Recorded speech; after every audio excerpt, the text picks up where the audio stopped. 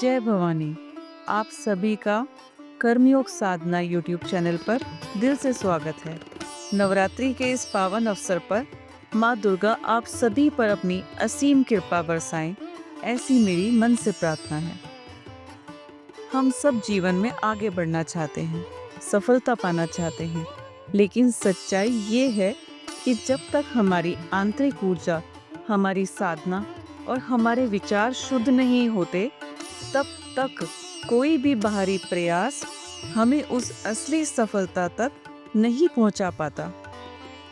यही कारण है कि हमारे ऋषि मुनियों ने आध्यात्मिकता और साधना को जीवन की नींव माना। आज हम जिस विषय को सीखने जा रहे हैं वो सिर्फ ज्ञान नहीं है, ये आत्मिक जागरण का एक मार्ग है जो हमें भीतर से मजबूत बनाता है और जीवन की हर रुकावट को साधना की शक्ति से पार करने की कला सिखाता है। तो आइए पूरे मन और श्रद्धा से इस गूढ़ लेकिन अद्भुत ज्ञान यात्रा की शुरुआत करते हैं। देखिए, नवरात्रि में साधना करने से असल में क्या होता है, चलिए मैं सहज तरीके से समझाती हूँ। जब आप सच्चे मन से नवरात्रि की साधना करते हैं तो आप अपने जीवन से कई तरह की नकारात्मकताओं को कम कर देते हैं। अगर आपके घर में भारीपन रहता है, बार बार नज़र लगती है या कोई अनचाही समस्या बार बार आती है, इन सभी में साफ परिवर्तन दिखता है। आप खुद महसूस करेंगे कि आपका मन हल्का हुआ है और आपके घर में खुशियों का वातावरण बन गया है। ऐसा क्यों होता है? क्योंकि नवरात्रि में बनने वाली ऊर्जा आपके भीतर अग्नि तत्व जैसा बल देती है। यह अग्नि इतनी तीव्र होती है कि जो भी नकारात्मक शक्तियाँ आपके निकट आने की कोशिश करें, वह उस तप से भस्म हो जाती हैं। सरल शब्दों में कहूँ तो नकारात्मकता का प्रभाव घटता चला जाता है और सकारात्मकता बढ़ती है। नवरात्रि में आप किसी भी देवता की साधना कर सकते हैं, हनुमान जी, शिव जी, श्री हरि विष्णु या माता रानी। पर आज हम विशेष रूप से शक्ति यानी माता की आराधना पर ही ध्यान देंगे। इसी वीडियो में आप सीखेंगे घर की सुरक्षा के लिए त्रिशूल को किस तरह जागृत किया जाए, मंत्र साधना कैसे की जाए, दुर्गा सप्तशती के पाठ के साथ मंत्रों का संयोजन कैसे करें, और सबसे अहम बात, साधना शुरू करने से पहले अपने आप को कवच कैसे दिया जाए ताकि साधना के दौरान कोई भी नकारात्मक ऊर्जा आपको स्पर्श न कर सके। अब साधना का अर्थ और उसके नियमों की ओर बढ़ते हैं। साधना का असली अर्थ है तपस्या, मतलब अपने ऊपर कुछ अनुशासन और नियम लगाना। ये नियम साधना को मजबूत बनाते हैं और माँ की शक्ति से जुड़ने में मदद करते हैं। इन नियमों को ध्यान में रखें और अपनाइए। आप चाहें तो साधना के दिनों में उपवास रख सकते हैं। यह आपकी इंद्रियों को नियंत्रित करने में मदद करेगा। साधना के दौरान जमीन पर सोना एक परंपरागत अभ्यास है जो तप को बढ़ाता है। ब्रह्मचर्य का पालन रखें, अर्थात मन और इंद्रियों का संयम रखें। अपना आहार सात्विक रखें, हल्का, शुद्ध और सरल भोजन लें। साधना के समय कम बोलना और बोलते समय सच्चाई पर ही टिका रहना आवश्यक है। झूठ से बचें और किसी भी प्रकार का बुरा कर्म ना करें। सकारात्मक सोच रखें, माता के दर्शन और आरती का नियमित अभ्यास करें। इन मूल नियमों का पालन करते हुए आप मंत्रों, चालीसा और दुर्गा सप्तशती के पाठ से साधना कर सकते हैं।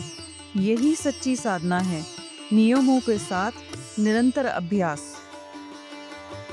अब मैं आपको सीधे बताती हूँ कि आज की जो मूल साधना मैं दे रही हूँ उसमें हम क्या क्या करेंगे। मूल मंत्र के रूप में हम जाप करेंगे ओम दुम दुर्गाय नमः। ये मंत्र आपको माता के नव दुर्गा स्वरूप के से जोड़ता है और साधना को सशक्त बनाता है। साथ ही हम दुर्गा सप्तशती का पाठ करेंगे। ये पाठ माँ के विविध रूपों की महिमा बताता है और मन हृदय को शुद्ध करता है। थोड़ी ही मात्रा में हम नवारण मंत्र का भी जाप करेंगे। इसमें हम महाकाली, महालक्ष्मी और महासरस्वती इन तीनों रूपों का ध्यान करके आराधना करेंगे। तीनों का समन्वय आपकी साधना को पूर्णता और संतुलन देता है। जब आप इन मंत्रों और पाठों को संयोजित करके जप करते हैं तो आपकी साधना बहुत प्रबल हो जाती है और माँ की कृपा जल्दी मिलती है। एक महत्वपूर्ण बात, बहुत बार लोग सोचते हैं कि अगर कुंडली में कोई दोष लिखा है या ग्रह बताते हैं कि किसी चीज की प्राप्ति कठिन है तो कुछ नहीं किया जा सकता। मैं आपको सादगी से यह बताना चाहती हूँ, यदि आप श्रद्धा से और नियम के साथ साधना करेंगे तो माता रानी आपकी जीवन रेखाएं बदल सकती हैं। कुंडली के कथन भी माँ की कृपा से बदलते हुए दिखते हैं। अब देखिए, साधना शुरू करने से पहले सबसे जरूरी होता है अपना कवच लगाना। क्यों? क्योंकि जब आप साधना करते हैं तब आपका मन, आपकी चेतना और आपका पूरा वातावरण बहुत संवेदनशील हो जाता है। उस समय कोई भी नकारात्मक ऊर्जा पास ना आ पाए, इसके लिए सबसे पहले हम खुद को एक दिव्य सुरक्षा कवच से ढकते हैं। तो आपको क्या करना होगा? सबसे पहले आप अपने आसन पर बैठ जाइए। ध्यान रखिए, ये आसन पूरे 9 दिनों तक एक ही रहना चाहिए। जब आप रोज एक ही जगह बैठते हैं तो उस स्थान पर ऊर्जा का संचय होता है और वही ऊर्जा आपकी साधना को और भी प्रबल बनाती है। अब आप अपने पास एक छोटा पात्र जल का रख लीजिए। साथ ही आप चाहें तो थोड़ी सी पीली सरसों भी अपने पास रख सकते हैं। दोनों चीज रखना जरूरी नहीं है, कोई भी एक चीज आप चुन सकते हैं और फिर पूरे 9 दिन वही एक चीज अपने पास रखना है, बीच में बदलना नहीं है। जब आप आसन पर बैठ जाएं, तो सबसे पहले हाथ जोड़कर गणेश जी का ध्यान करिए।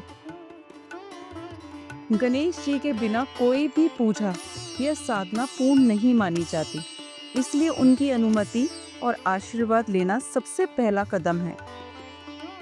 इसके बाद आप दुर्गा सप्तशती में वर्णित देवी कवच का पाठ करिए। यह कवच आपको दिव्य सुरक्षा प्रदान करता है, चाहे आप इसे संस्कृत में पढ़ें या हिंदी अनुवाद से, जैसे भी आपको सरल लगे। बस मन एकाग्र होना चाहिए। कवच का पाठ पूरा होने के बाद जो जल आपने पास रखा है, उसमें एक फूल या चम्मच की सहायता से उस जल को अपने सामने की 4 दिशाओं में, पीछे की 4 दिशाओं में, एक बार ऊपर और एक बार नीचे, इस प्रकार कुल 10 दिशाओं में छिड़क दीजिए। जैसे ही आप ऐसा करते हैं, समझ लीजिए कि अब आपको देवी माँ का कवच प्राप्त हो चुका है और यह कवच अगले 24 घंटे तक आपकी रक्षा करता रहेगा। अब आपका कवच लग चुका है। अब आप अगली प्रक्रिया पर आ जाइए। कवच लगाने के बाद आप फिर से आसन पर स्थिर होकर बैठिए। सामने दीपक जल रहा हो, उसका प्रकाश साधना को और अधिक पावन बना देता है। अब आप चाहें तो शिव जी का ध्यान करते हुए एक माला ओम नमः शिवाय मंत्र की भी कर सकते हैं। ये वैकल्पिक है, पर इससे मन और वातावरण दोनों और शुद्ध हो जाते हैं। इसके बाद आपको ओम दुम दुर्गाय नमः मंत्र का जप शुरू करना है। आप अपनी शक्ति और समय के अनुसार 11 माला, 21 माला, 51 माला या 108 माला में से जितनी कर सकें उतनी करिए। अगर आप माला गिनना नहीं चाहते तो समय के अनुसार भी कर सकते हैं। 40 मिनट से लेकर 1 घंटे तक एकाग्र होकर बैठना बहुत अच्छा रहेगा। ये जब आप रात के 9 बजे से लेकर 11-12 बजे के बीच किसी भी समय कर सकते हैं। इससे क्या होगा, आपकी चेतना माँ के तत्व से जुड़ने लगेगी और माँ की दिव्य ऊर्जा आपके चारों ओर एक सुरक्षा कवच की तरह बनी रहेगी। देखिए, ये 9 दिन बहुत विशेष होते हैं। मैं आपसे बहुत प्रेम से कह रही हूँ कि 9 दिन अगर आपने पूरी श्रद्धा से साधना कर ली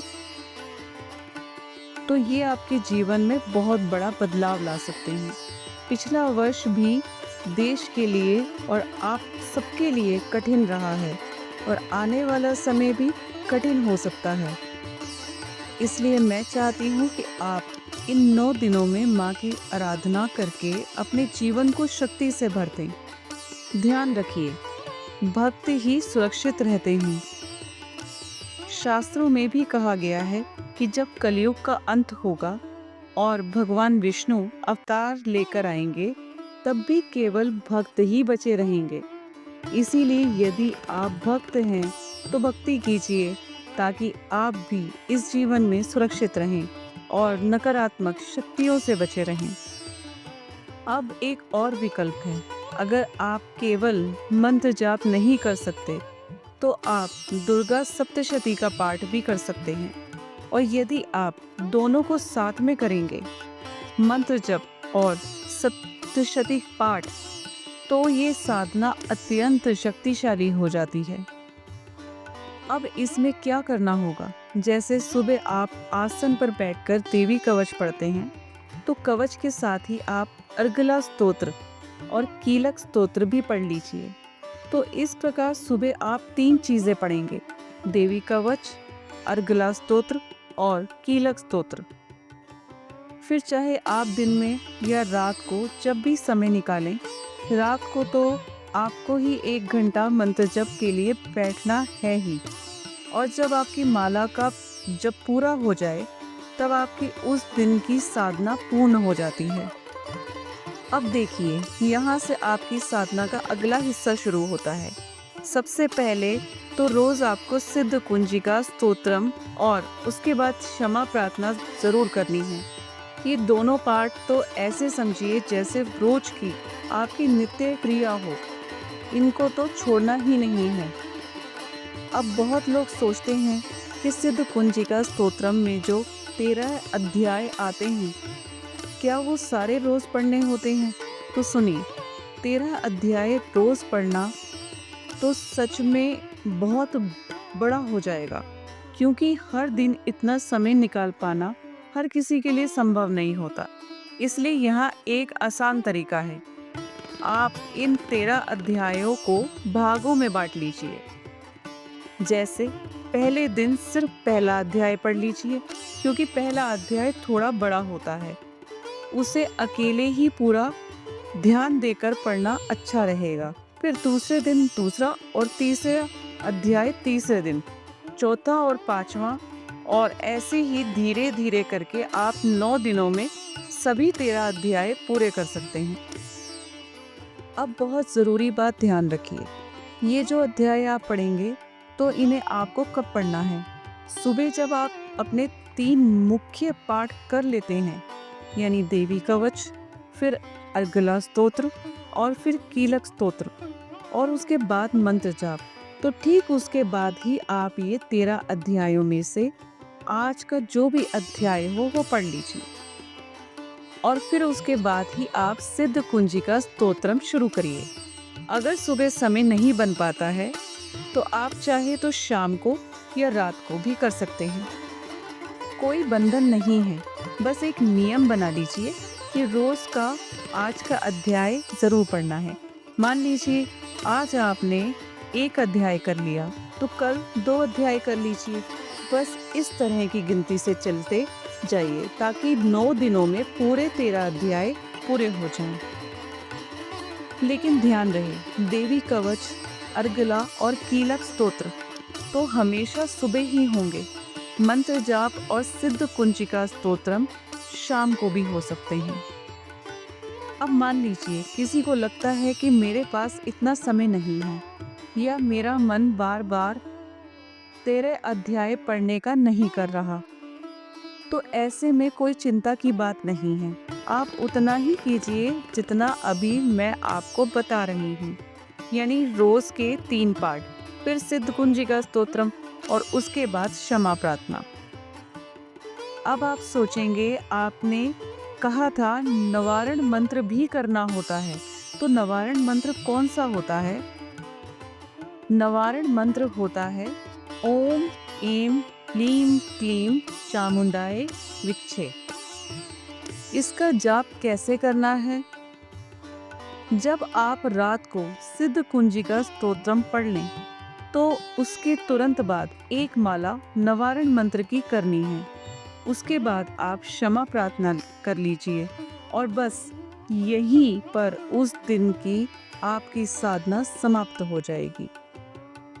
अब जिन लोगों को लगता है कि उनके घर में बहुत ज़्यादा नकारात्मकता है तो उनके लिए एक विशेष क्रम है।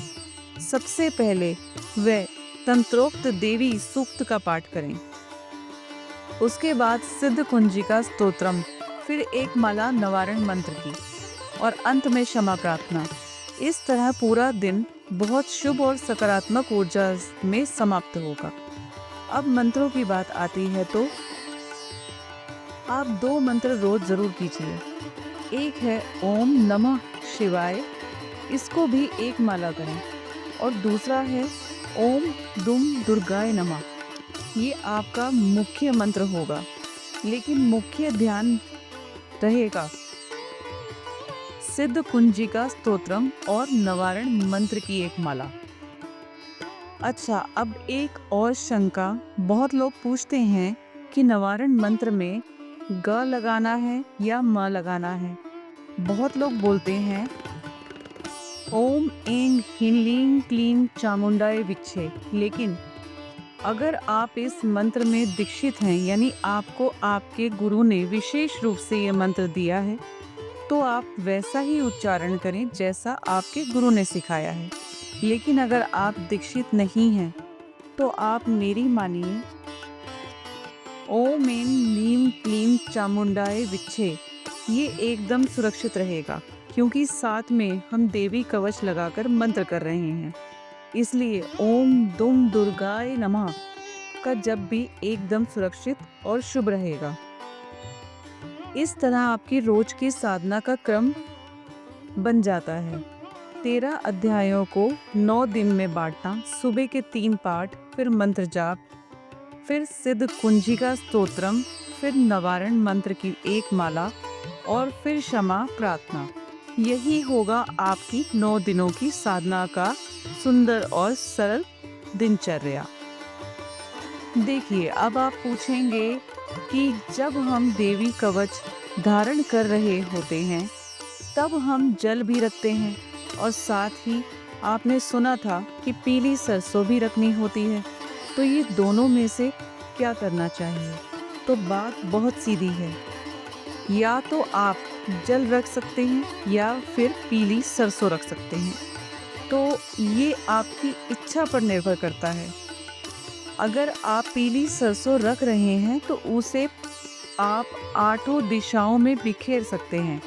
4 दिशाएं आगे की तरफ, 4 दिशाएं पीछे की तरफ, एक ऊपर और एक नीचे।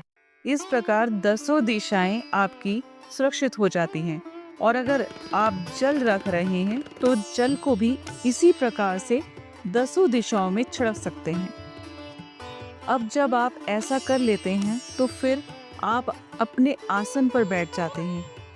तो ध्यान रखिए, बीच में अगर कोई आपको बुला ले और आप उठ जाते हैं तो ये जो कवच आपने बनाया होता है वो टूट जाता है। इसलिए जब आप एक बार आसन पर बैठ गए तो बीच में उठना नहीं चाहिए। अब बहुत लोग ये भी पूछते हैं कि हम तो सुबह देवी कवच लगाते हैं, लेकिन फिर शाम को भी हम बैठते हैं साधना करने के लिए, तब क्या करें? तो देखिए, शाम को आपको दोबारा पूरा देवी कवच पाठ करने की जरूरत नहीं है। जो जल आपने सुबह कवच लगाते समय रखा था, उसी जल को आप फिर से चारों दिशाओं में ऊपर और नीचे छिड़क दीजिए। जब आप ऐसा करेंगे तो करते समय मन ही मन देवी कवच का ध्यान कीजिए और माता से प्रार्थना कीजिए कि माँ मुझे पुनः वही कवच प्रदान करें। ऐसा करने से वो कवच फिर से आपको प्राप्त हो जाता है और उसकी ऊर्जा पूरे 24 घंटे आपके साथ बनी रहती है। तो ये आपका पूरा प्रक्रिया होगी। शाम को साधना करने से पहले कवच को पुनः जागृत करने की।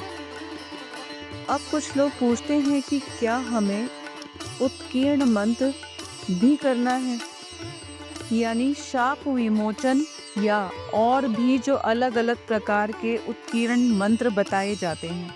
तो इसका उत्तर है नहीं, इसकी कोई आवश्यकता नहीं है। आप बिना उत्कीर्ण मंत्रों के भी पूरी साधना को कर सकते हैं, इसमें कोई बाधा नहीं होगी। अब देखिए, एक बहुत ज़रूरी चीज़ जो मैं आपको बताना चाहती हूँ वो ये है कि जब आप साधना प्रारंभ करेंगे तो प्रथम दिन आपको संकल्प जरूर लेना होगा, और अगर आपके पास सुविधा है तो आप एक अखंड ज्योति भी जला सकते हैं। ये बहुत शुभ माना जाता है। साथ ही आपको कलश स्थापना भी करनी होगी। अब कलश स्थापना कैसे करनी है ये मैं बिल्कुल आराम से और विस्तार से समझाती हूँ, ताकि आपको जरा भी उलझन ना रहे।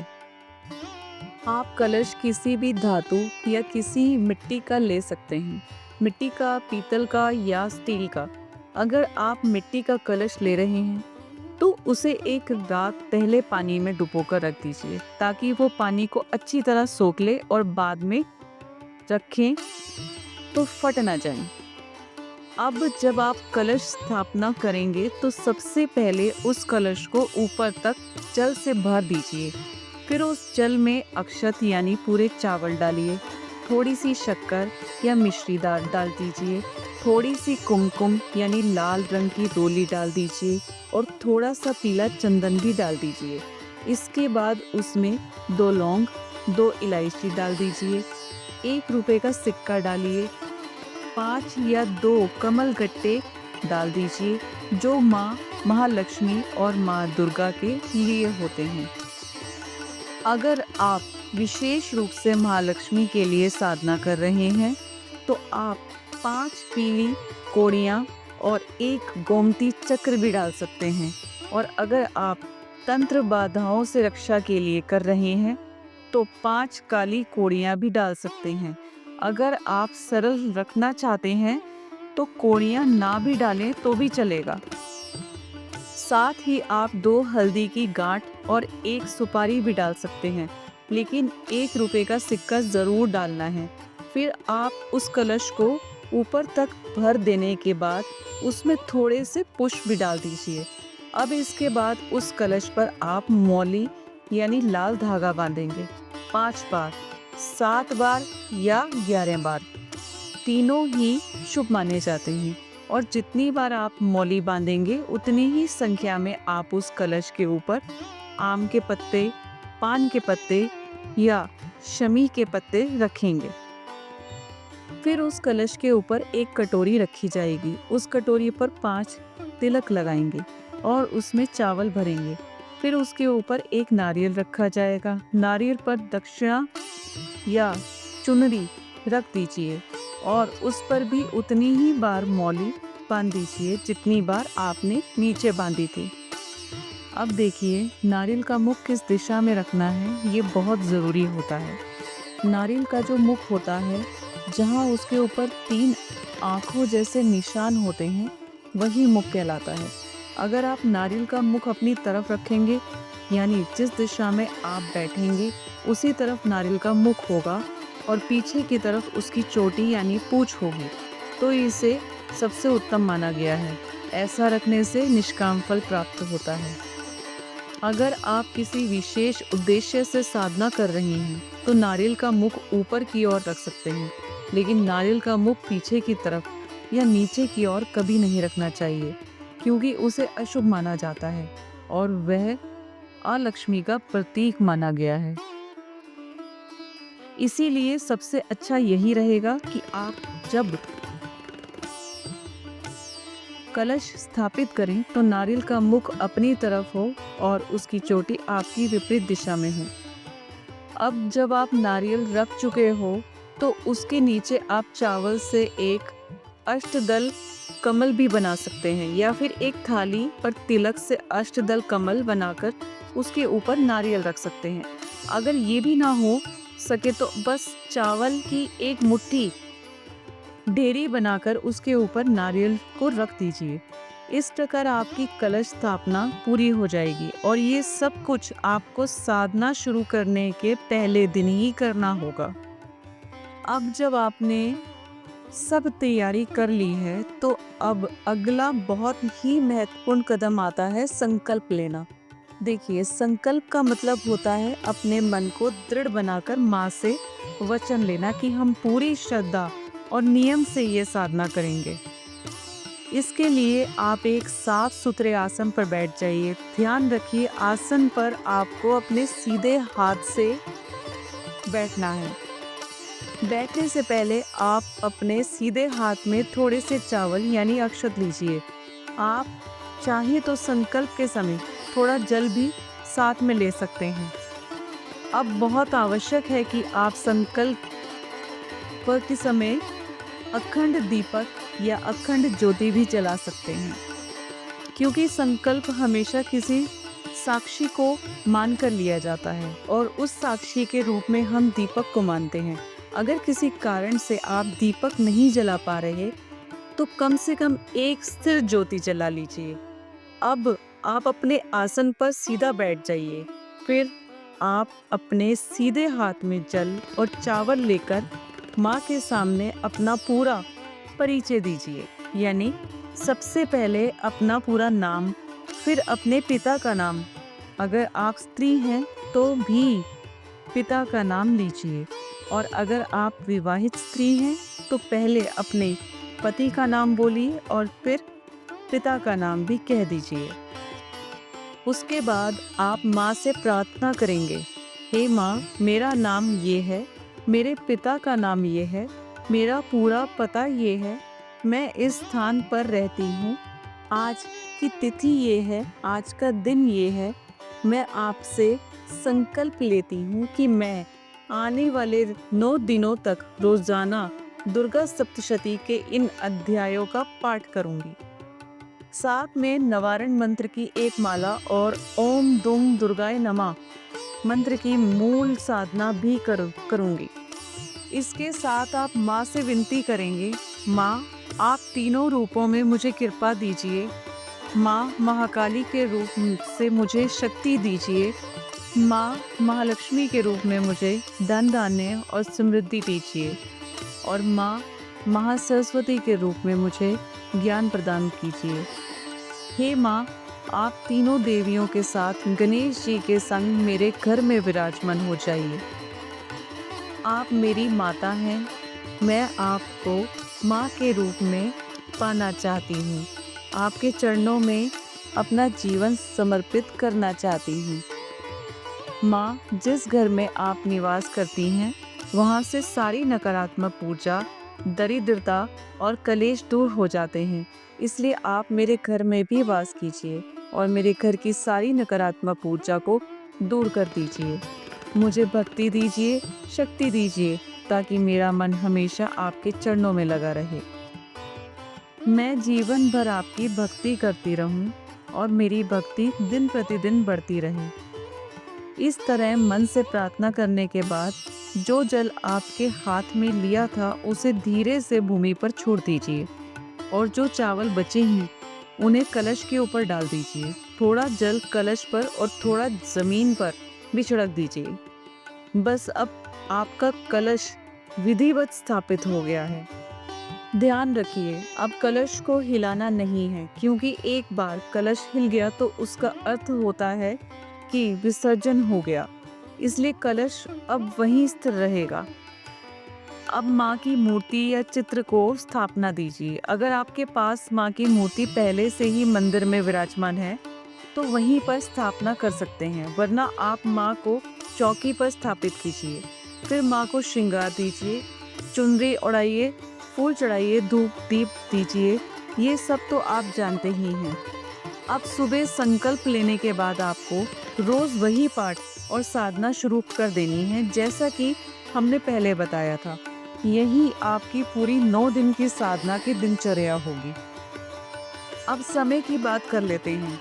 कलश स्थापना और संकल्प के लिए जो शुभ मुहूर्त है वह है 22 सितंबर को सुबह 6:09 से लेकर 8:06 तक।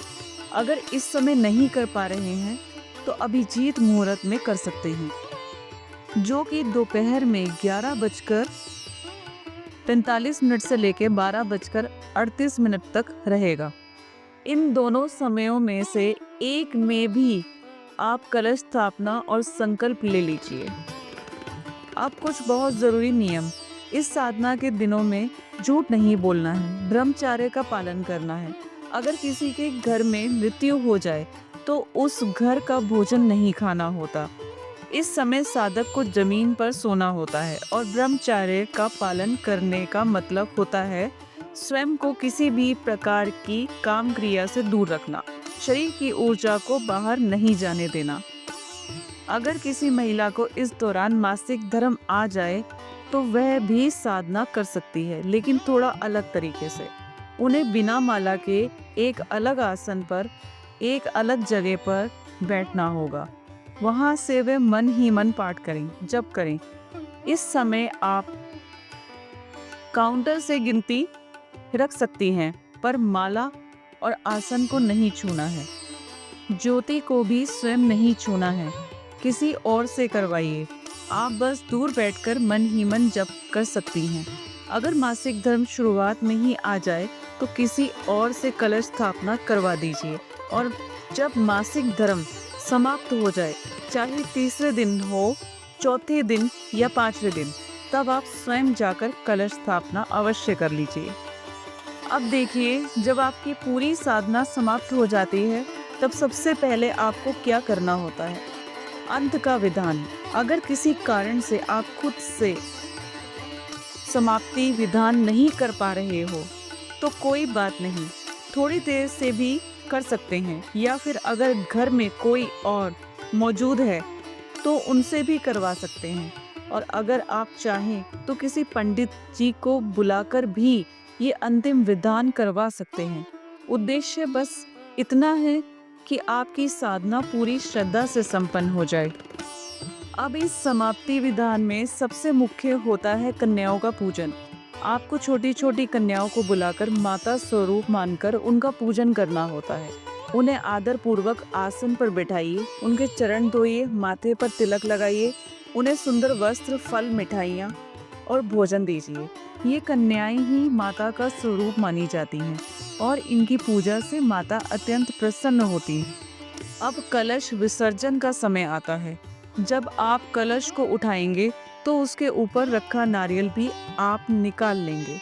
अब ये नारियल माता का प्रसाद बन चुका होता है, तो इसे आप चाहें तो घर में प्रसाद रूप में खा सकते हैं या फिर जल प्रवाह भी कर सकते हैं। और एक बहुत सुंदर बात, नारियल को फोड़ते समय उसके अंदर की दशा देखकर भी संकेत मिलते हैं। अगर नारियल अंदर से साफ सुथरा निकले, जल भरा हुआ हो, तो इसका अर्थ होता है कि आपके घर में सकारात्मक ऊर्जा रही और माता की कृपा बनी रही। अगर नारियल अंदर से गंदा निकले या उसमें पानी सूख गया हो, तो ये इस बात का संकेत होता है कि पहले घर में नकारात्मक ऊर्जा थी, जो अब माता की कृपा से समाप्त हो चुकी है। और अगर नारियल बिल्कुल शुद्ध और चमकदार निकले, तो इसका अर्थ होता है कि माता की असीम कृपा आपके घर पर पहले से बनी हुई है और अब और अधिक बढ़ेगी। इस नारियल को माता ने आपकी सारी नकारात्मक ऊर्जा अपने साथ ले लिया है, इसलिए निश्चित रहिए अब कलश का जल, जो जल कलश में बचा होगा, उसे आप घर के भीतर से शुरू करके मुख्य द्वार की ओर बाहर की दिशा में छिड़कते हुए चलिए। इससे घर का हर कोना शुद्ध हो जाता है। बची हुई सारी पूजन सामग्री को भी आप सुखा लीजिए। फिर उसमें थोड़ा गमले की मिट्टी या जल मिलाकर सुखाकर उसे एक छोटी पोटली बना दीजिए। इस पोटली को लाल रंग के कपड़े में बांधिए, माता के चरणों में एक दिन के लिए रख दीजिए और फिर अगले दिन इस पोटली को अपने घर के लॉकर में रख लीजिए। ये माता की कृपा का प्रतीक बनकर हमेशा आपके घर में शुभ ऊर्जा बनाए रखेगी। इसके बाद कन्याओं का पूजन कर लेना अनिवार्य है और उसके बाद आप चाहें तो एक हवन भी कर सकते हैं। हवन सामग्री में कमल कट्टे, लौंग, इलायची, पंचमेवा डालकर अग्नि में आहुति दीजिए। इससे साधना का पूर्ण फल प्राप्त होता है। अब बात करते हैं त्रिशूल की जागृति की। ये भी बहुत आवश्यक भाग है। सबसे पहले एक त्रिशूल लीजिए जो पीतल या तांबे का हो, स्टील का नहीं। माता रानी के आकार का कोई भी छोटा सा त्रिशूल चलेगा। इस त्रिशूल पर सबसे पहले मौली बांधिए 7, 11 या 5 बार। फिर तिलक लगाइए, अक्षत चढ़ाइए और गंगाजल छिड़किए। फिर माता से प्रार्थना करिए, माँ, मैं 9 दिनों तक आपकी आराधना करने का संकल्प ले रही हूँ। आप इस त्रिशूल में अपना दिव्य वास कीजिए, इसे जागृत कर दीजिए।